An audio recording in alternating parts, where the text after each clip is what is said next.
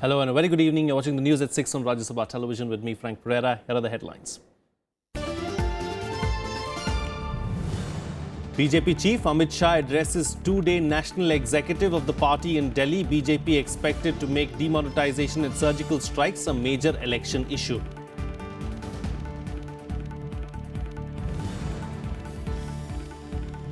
Samajwadi Party efforts continue to work out a compromise between the warring factions. Ram Gopal Yadav submits signed affidavits of 212 MLAs, 56 MLCs and 15 MPs who are backing Akhilesh Yadav.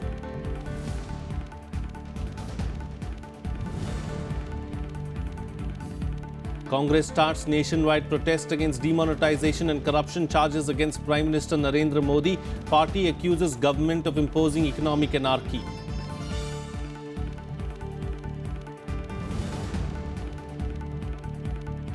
Veteran actor and Padma Shri winner Om Puri passes away after a heart attack. Film personalities, political leaders and fans mourn the loss of a leading light of art and mainstream cinema.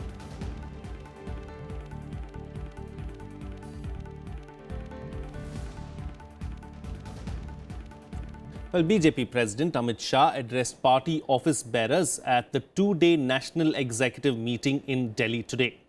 The party's top leadership is expected to give a final shape to the BJP strategy in the upcoming assembly elections in the 5 states at this meeting. Focus will be on turning the demonetisation exercise that the party has called a war against black money and corruption into an election issue. The surgical strikes in Pakistan-occupied Kashmir and pro-poor schemes of the government will also be probable election planks.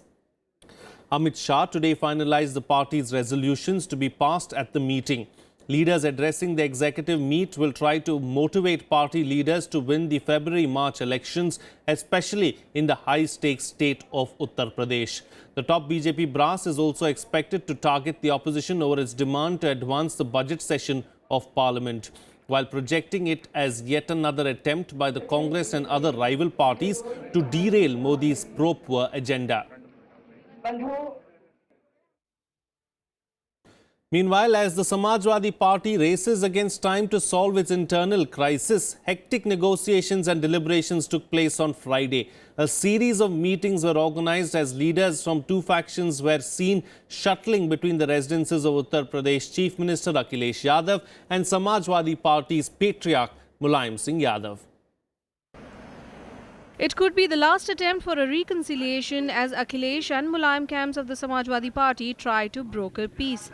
Uttar Pradesh Chief Minister Akhilesh Yadav met with Uncle Shivpal Yadav briefly on Friday. Shivpal then met Mulayam Singh Yadav at his residence.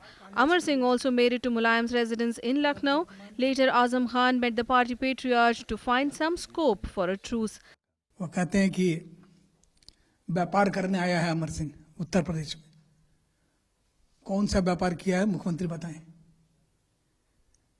एक कौड़ी का अगर ठेका पट्टा लिया हो, स्थानांतरण उद्योग चलाया हो, कुछ लेन देन किया हो, बहुत विनम्र चुनौती है कि वो जांच करा लें, वरना इस तरह के अनर्गल बयान देने वालों के मुंह पर लगाम लगाएं। Meanwhile, the Akhilesh camp has reiterated its demand for full control over ticket distribution and the ouster of Amar Singh. हम लोगों का बस इतना ही कहना है कि उत्तर प्रदेश की जनता ही नहीं है, बल्कि पूरे हिंदुस्तान की जनता आदरणीय अखिलेश यादव जी के ऊपर भरोसा कर रही है। इसलिए माननीय मुख्यमंत्री जी की सोच सिर्फ ये है कि उत्तर प्रदेश को यदि आगे ले जाना है, मैंने 5 साल काम किया है तो परीक्षा मेरी होनी चाहिए, कहाँ पर किसको लड़ाना है इसमें मेरी सलाह होनी चाहिए। अभी जब टिकट का बंटवारा हुआ तो उसमें माननीय मुख्यमंत्री जी से ना तो सलाह हुई, ना तो पार्लियामेंट्री बोर्ड की बैठक हुई, और प्रदेश अध्यक्ष उस समय के तत्कालीन जो थे आदरणीय शिवपाल यादव जी ने वैसे लिस्ट जारी करा दिया। Akhilesh Yadav's uncle and close confidant Ram Gopal Yadav claims their camp has the signatures of 212 of the 229 SP MLAs, 56 of the 68 MLCs, 15 of the 24 MPs and a majority of the 5,000 delegates expressing support to the Chief Minister. However, Friday's consultations suggest a new momentum in the endeavour of the two warring sides of the Samajwadi Party to close a deal that would prevent the outfit from splitting ahead of the state elections beginning February 11th.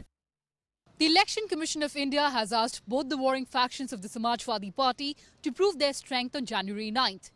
Meanwhile, most of the opinion polls suggest that if the party splits, both Akhilesh Yadav and Mulayam Singh Yadav would be at loss. So, is that the reason for hectic parleys to forge a truce?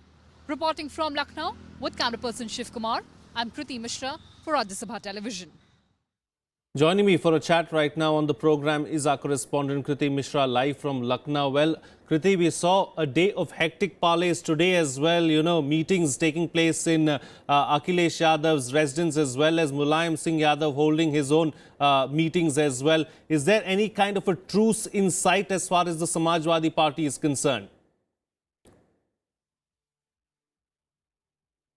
Well, Frank, the most interesting development of the day was today was the first one-on-one meeting between Shivpal Yadav and Akhilesh Yadav after Akhilesh removed him from the position of State Party President in the National Convention that was held here in Lucknow. In fact, Amar Singh also went and met Mulayam Singh. Later, Azam Khan also went and met Mulayam Singh. A press conference was also called by Mulayam Singh Yadav, but it was abruptly cancelled later. So what transpired in that meeting, we are unaware. In fact, speculation was rife that Amar Singh's ouster is confirmed, but later nothing came out. So I can say that the labyrinth of the Samajwadi Party, the power struggle, is getting complicated on a daily basis. And one mustn't forget that Samajwadi Party is racing against time. It has to make representation before the Election Commission by January 9th. And of course, elections are also around the corner. So it's going to get extremely difficult for the Samajwadi Party. Frank? Well, indeed, time is running out as far as the Samajwadi Party is concerned. But the Akhilesh Yadav camp, of course, at the moment seems to be in a better position and has the upper hand, because Mulayam Singh Yadav seems to be isolated, at least for the time being, because over 200 MLAs have supported Akhilesh Yadav. Also, over 50 MLCs have supported him, and several MPs too have supported the son, Akhilesh Yadav. But Frank, people who owe allegiance to Akhilesh Yadav say that he is in a far better position than his father, because 90% of the party is rallying behind him. But as far as the Mulayam Singh Yadav's camp is concerned, they're very confident that as far as the rules are concerned, as far as the bylaws are concerned, Mulayam Singh Yadav's camp has a better chance for the symbol of the party, for the name of the party. But of course, the ball is in the Election Commission's court, and let's see what happens on January 9th. Whether a patch-up between the two warring factions of the Samajwadi Party comes across, or whether they continue to fight like this, and whether the split becomes inevitable. Frank? Well, that's the drama and that's the saga as far as the leaders of the Samajwadi Party are concerned. But as far as the cadre, the people in Lucknow are concerned, what is it that they are saying? And is there a sense that you're getting from the people really on the ground? Well, the party cadre is highly confused. They're unaware who's the party president for Akhilesh's camp, Akhilesh, for Mulayam Singh Yadav's camp, Mulayam. So there's a lot of confusion in the cadre. They're unaware whether party's name, the Samajwadi Party, is going to remain valid in the upcoming elections or not. So there's a lot of confusion. And as far as the public, the voters are concerned, they definitely do not appreciate this power struggle in the ruling party. Frank? Indeed. All right, Priti Mishra, we'll have to leave it at that. Thank you so much for joining us there with those details and bringing us up to date with the latest as far as the Samajwadi Party saga goes. Moving on, now the Supreme Court has restrained the transfer of 2G licenses from Malaysia's Maxis, which was originally allotted to Aircel, to any other telecom company. A bench headed by Chief Justice J.S. Keher also proposed to restrain earning of any revenue by using the 2G spectrum licenses, which were originally granted to Aircel in 2006. The bench also issued an instant order to bring to the notice of the owner of the Maxis Group, Malaysian businessman T. Ananda Krishnan, to appear in the apex court. It said that if Ananda Krishnan and Ralph Marshall of Maxis fail to make appearance in the apex court on Jan 27th, the 2G licenses granted to Aircel shall be seized. The apex court has directed the government to publish its instant order in 2 leading newspapers in Malaysia. The bench has also asked the Telecom Ministry to devise ways and means to avoid adverse consequences to Aircel subscribers by provisionally transferring 2G licenses to other service providers. The bench posted the material for further hearing on January 27th.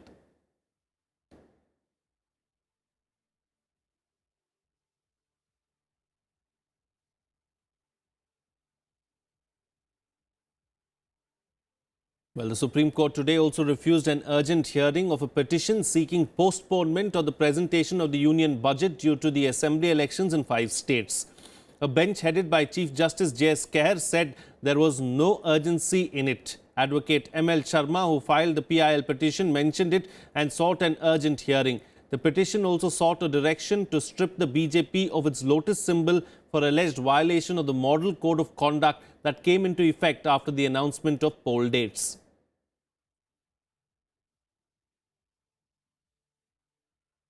The National Investigation Agency on Friday filed a charge sheet against alleged LashkarEtaiba terrorist Bahadur Ali.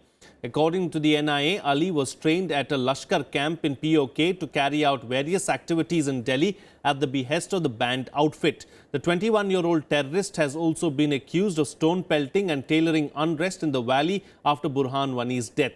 The charge sheet also highlighted gaps along the line of control as Ali, along with 2 other terrorists, went undetected for 7 days. All 3 entered India between the intervening night to June 12th and 13th last year and reached their destination only around June 20th. Ali was in judicial custody since August. A special court had on December 19th extended the judicial custody of Ali till January 18th. NIA has filed a charge sheet in NIA Special Court Delhi against LET terrorist Bahadur Ali. We have brought on record clinching and strong evidence which proves that he is a LET terrorist. He has been given training in Pakistan. Well, Vice President Mohammad Hamid Ansari inspected the annual NCC Republic Day camp in New Delhi on Friday. Hailing the contribution of the cadets in shaping the character and moral fibre of the youth and dynamism of the nation, over 2,000 cadets, including 696 girl cadets, are participating in the camp. Addressing the camp, the Vice President said, through programs like the NCC, the government is investing in today's youth and in the country's future. He also said that the youth of a country determine how it shapes up a few years into the future. During the course of this month, the camp will be visited by the Defence Minister and the chiefs of the 3 services of the Indian Armed Forces. The Prime Minister's rally will be held on January 28th, where the PM's banner is awarded to the winning directorate. There will be 2 marching contingents and 2 band contingents taking part during the Republic Day parade this year. They are the future of the country, and their actions and inactions both contribute to the state of the nation. If the youth are educated and willing to go the extra mile to effect positive change, nothing can prevent the country from greatness. Well, here's a roundup of the other national news and nationwide. A top commander of the LashkarEtaiba, Muzaffar Ahmad Naiku alias Musa Molvi, has been killed in an encounter with security forces in Kashmir's Budgam district this morning. According to the police, the security forces launched an operation following an information about the presence of a wanted LET commander hiding in Gulzarpura village. Searches are still going on in the area.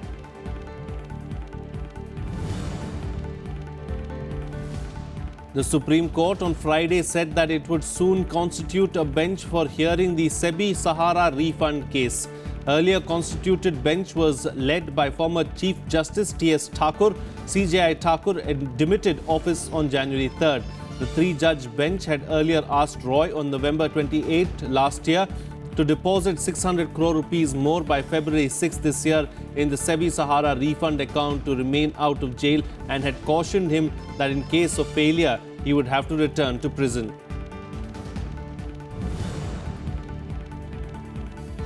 Well, normal life was thrown out of gear in Kashmir on Friday as snowfall continued intermittently for the 4th consecutive day. The bad weather has virtually cut the valley from the rest of the country due to closure of the Srinagar-Jammu National Highway and suspension of air traffic. The Met Office has forecast widespread snowfall or rains over the next 2 days too. Well, veteran actor Om Puri is no more. He passed away early today following a heart attack. He was 66 years old. He has appeared in Hindi, English and Pakistani films and had effortlessly worked in both mainstream, commercial and art cinema.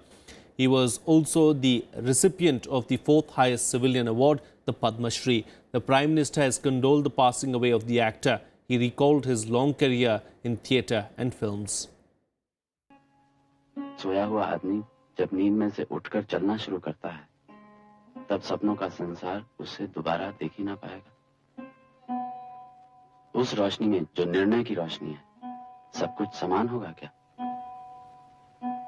एक पलड़े में नपुंसकता, दूसरे पलड़े में पौरुष, और ठीक तराजू के कांटे पर अर्ध सत्य।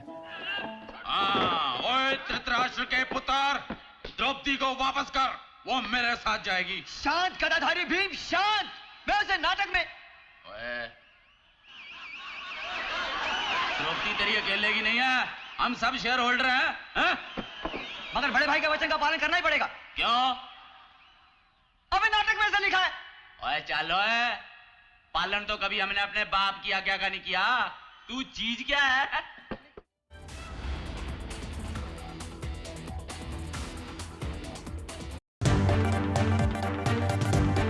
Hello and welcome to Rajya Sabha TV. You're watching Constitutionally Yours. Carpet industry hires child laborers. There is no protection to those children. 70 crore plus people are either directly or indirectly employed in the villages. State and union government has to see that a common man's income has to be improved. Do you think these labor laws are sufficient? We need labor laws for the organized sector because it's a human rights problem. Join us as we try to understand contemporary issues related to the Constitution. Watch Constitutionally Yours on Rajya Sabha Television.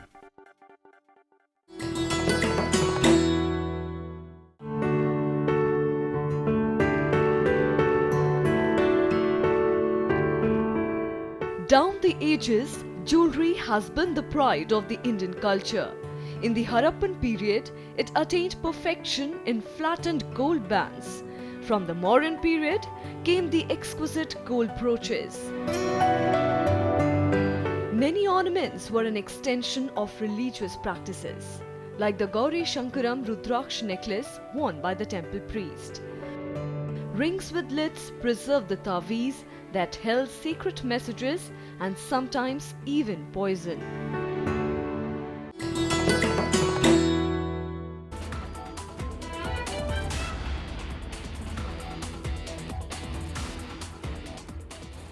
Welcome back. You're watching Rajya Sabha Television. Well, two people held in connection with Thursday's gun and bomb terrorist attack in Turkey's western Izmir province have been released. The two suspects were released early morning on Friday. Thursday's attack occurred just outside a courthouse when police officer Fethi Sekin stopped a suspicious vehicle which turned out to be carrying explosives. The ensuing clash and a car bomb attack left Sekin and a court official martyred and 5 others injured as a bigger blast involving another vehicle was thwarted. Turkey has suffered several terrorist attacks over the last month. On December 10th, a twin bomb attack in Istanbul by the PKK terrorist group left 46 people, mostly police officers, dead. A week later, a suicide car bomb attack hit a public bus in the city of Kayseri, martyring 14 soldiers. On January 1st, an armed attack on a nightclub in Istanbul during the New Year celebrations killed 39 people. One of the masterminds of Bangladesh's worst terror attack at a popular cafe in Dhaka and another top militant behind the murder of a Hindu priest were killed today in a gunfight. Nurul Islam alias Marjan and another terrorist were killed by counter-terrorism and transnational crime unit in Dhaka. According to the police, Marjan coordinated the July attack that killed 22 people, including an Indian girl. The Islamic State organization had claimed responsibility for the attack, posting images of the carnage as it happened. But the police had rejected the claim and blamed a new offshoot of the Jamatul Mujahideen Bangladesh, a homegrown militant outfit founded in 1998, for the attack. The authorities have accused the same group of being behind a wave of killings of religious minorities, foreigners and rights activists. Well, in more international news now, US Vice President Joe Biden slammed US President-elect Donald Trump, saying that it was time for him to grow up. His comments came during an interview with PBS NewsHour conducted at the White House yesterday. Biden's cutting remarks came when show host Judy Woodruff asked him about Trump's use of Twitter. In recent days, Trump called the Senate Minority Leader Chuck Schumer the head clown for his work in defending the Affordable Care Act, or Obamacare.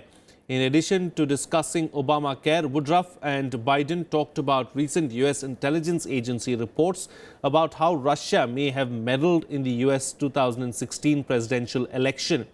Biden said there was overwhelming consensus in the community and overwhelming evidence supplied by the community that Russia did engage in an effort to impact on the elections.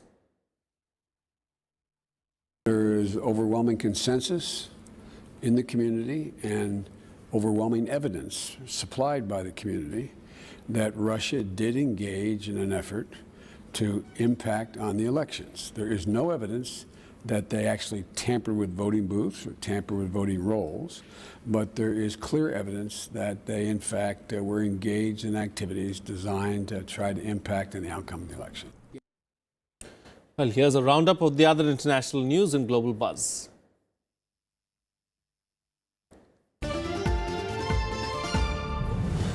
The US House of Representatives overwhelmingly passed a resolution condemning a United Nations Security Council resolution that demanded an end to Israeli settlement buildings. The resolution said that the UN vote for December 23rd was an obstacle to Israeli-Palestinian peace. It also criticized the administration of President Barack Obama for abandoning long-standing US foreign policy.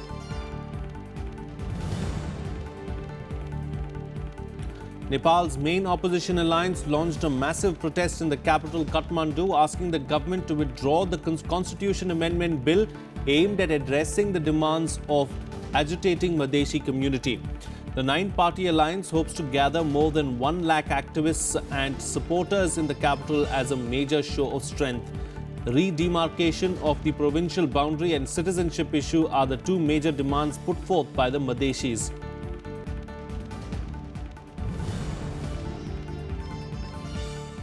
Six children and a driver were killed when a train in Pakistan's Punjab province crashed into a motorized rickshaw. The children were aged between 6 and 10 years old. The train collided when the rickshaw as it was crossing the tracks in Lodran district. The incident is the 3rd deadly train crash within 4 months in Pakistan.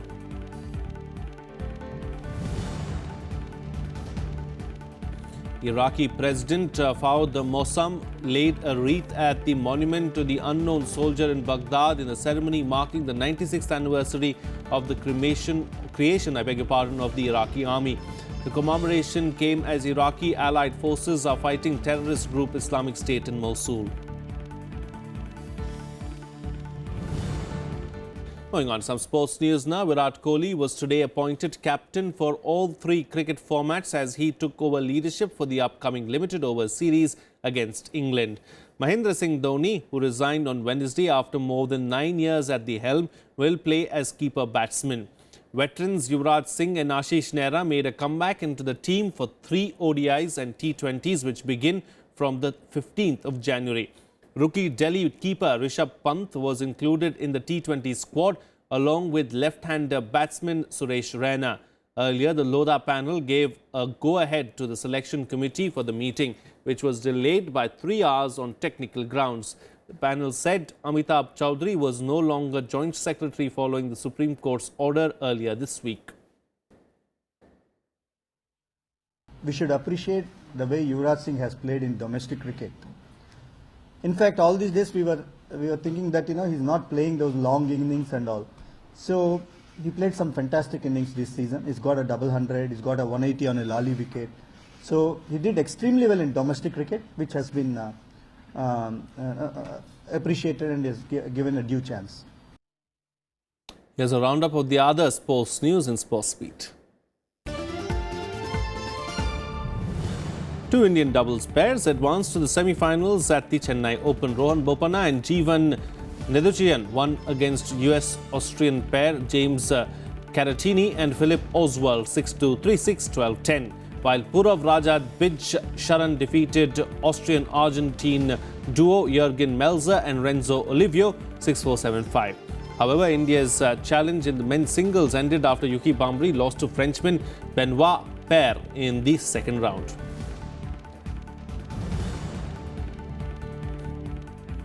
World number 1 Andy Murray and Novak Djokovic reached the semi-finals of the Qatar Open. Murray overcame Spain's Nicolas Almagro 7-6, 7-5 in the hard-fought match. He will play Tomas Berdych in the semi-finals. Djokovic, meanwhile, beat Radek Stepanek in straight sets and will next face Spain's Fernando Verdasco.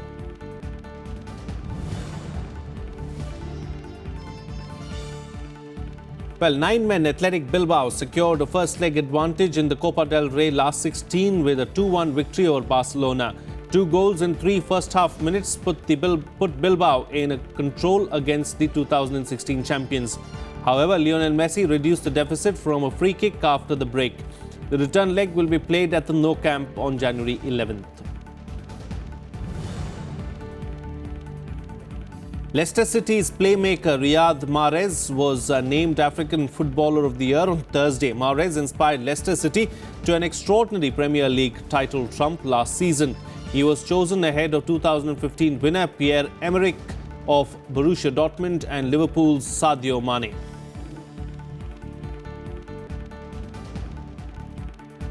That's it on this edition of the newscast. Have a good evening.